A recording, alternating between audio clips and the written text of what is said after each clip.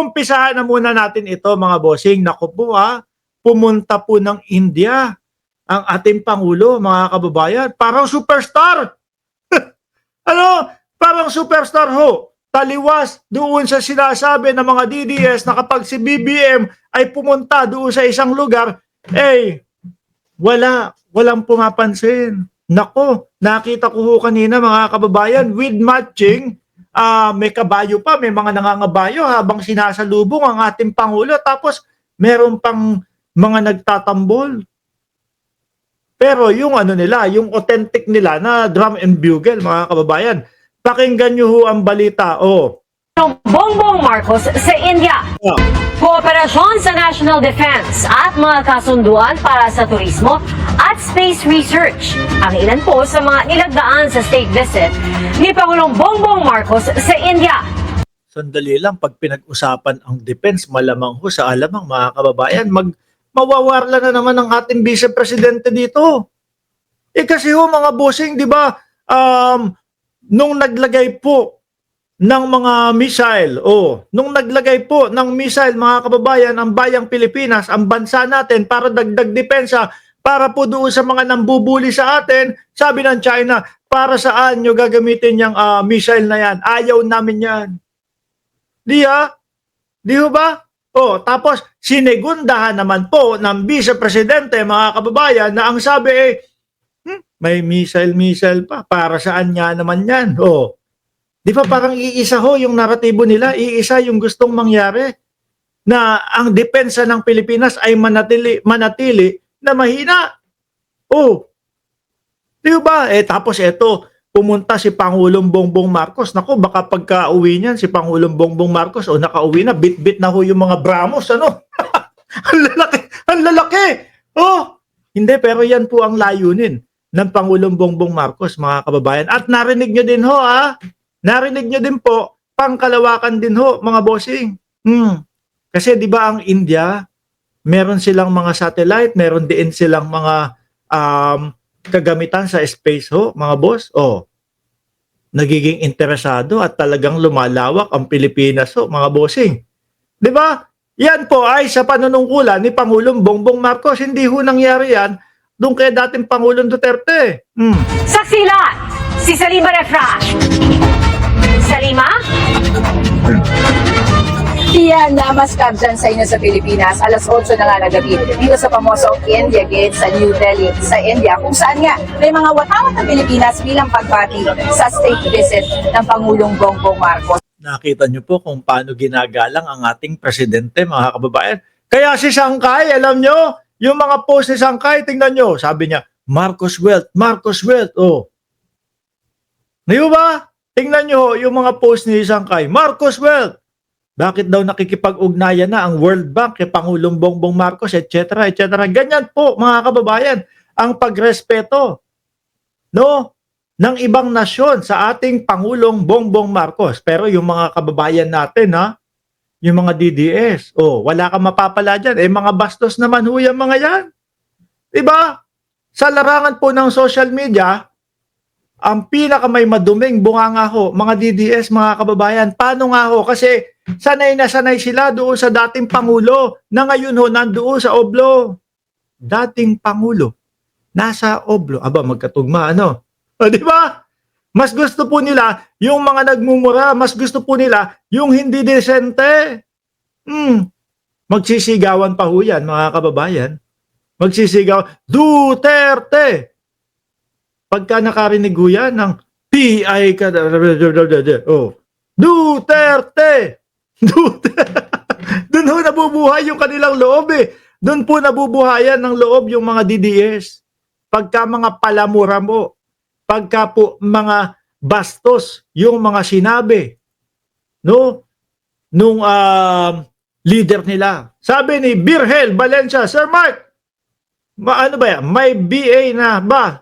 Mayroon na ba sa Big Five sa Sabado? Alam ko paumpisa na ang Big Five ho, mga kababayan. Kanina init na init ako, nakakot ako, anak na tinapa.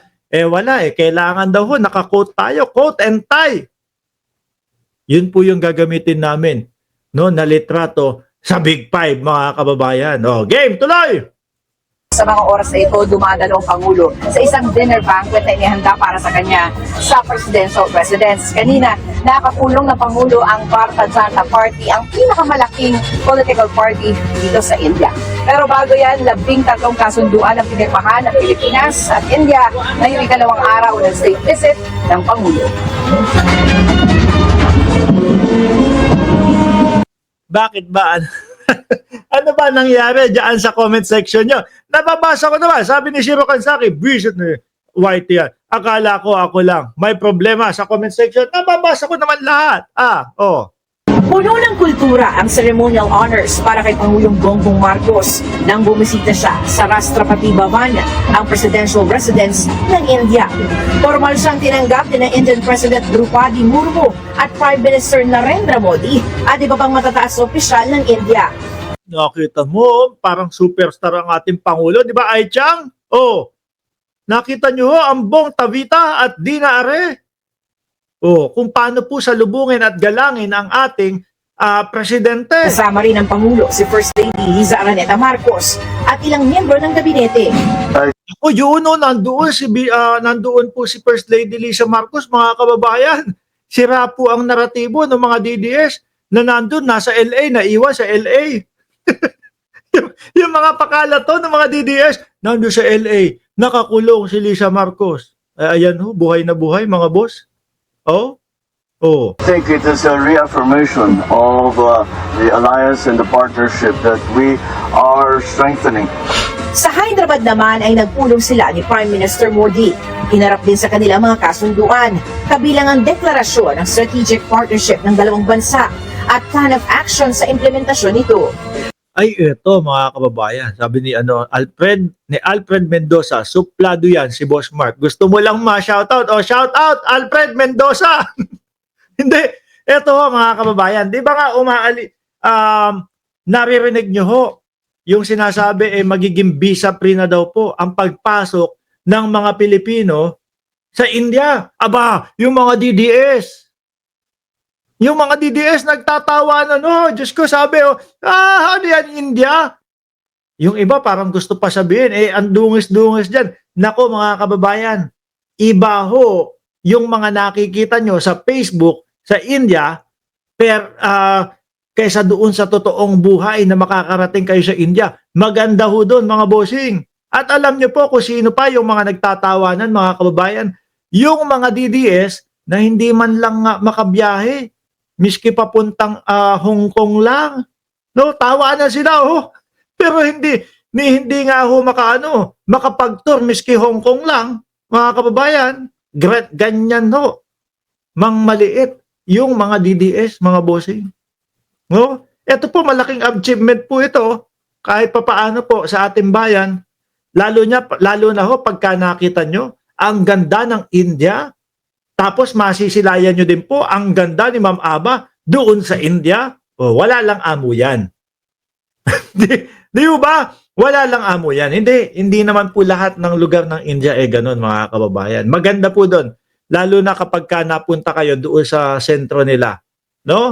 Chapati. Tuloy.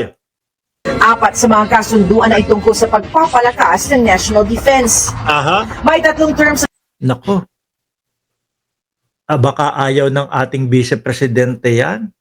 Yung mga paunang mga missile nga na nandiyan sa Pilipinas Kulang na lang sabihin ni Inday Sara Duterte, tanggalin yung mga missile na yan. Di ba, Ma'am Princess Paris? Tanggalin, ayaw ko yung mga missile na. Bakit ayaw nyo po? Ayaw ng China. Pero ang ating Pangulo, papatinag po ba? Gusto nyo tanggalin namin to? Tigilan nyo yung pambubuli sa amin. Tigilan nyo yung mga pagpasok sa aming teritoryo nang walang paalam. Kaso, mukhang hindi kaya ng China, natigilan yon. Sorry, stay ang mga missile sa bayan namin Pilipinas. Of reference para sa pag-uusap ng mga sandatang lakas ng Pilipinas at India at mas pinaitim na maritime cooperation sa mga Coast Guard ng dalawang bansa. May mga kasunduan rin sa digital technology, science and technology, legal assistance, at transfer ng sentenced persons, tourism, culture, at space research. Space research, kung hindi ako nagkakamali mga kababayan, Ano ba? Sandali, hindi ko ma-pronounce yun eh. Chandaryan, kung hindi ako nagkakamali. Mahiligo kasi ako dyan sa mga usaping space ho, mga kababayan. Mahiligo ako sa ganyan. Ano? Kung hindi ako nagkakamali, Chandaryan 1 or something like that, medyo close.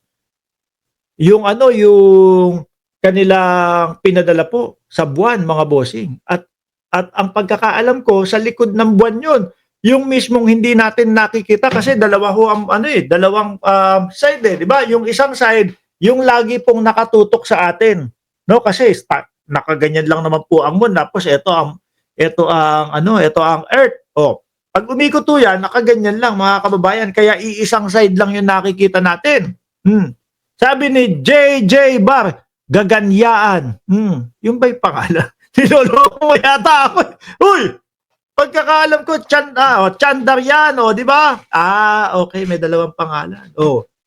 Biruin niyo ho yun, mga kababayan. Ganyan ang mararating ng ating bayan. Di ba? Tuloy. We express satisfaction over the rapid pace of the Philippines' ongoing defense modernization and the expanding capabilities and footprint of India's indigenous defense industry as a partner in this undertaking, exemplified by our BrahMos project. Sabi po ni Ma'am Aba, dyan yung venue ng suntukan nyo ni Baste. Saan? Sa likod ng buwan? sa likod ng buwan, hindi.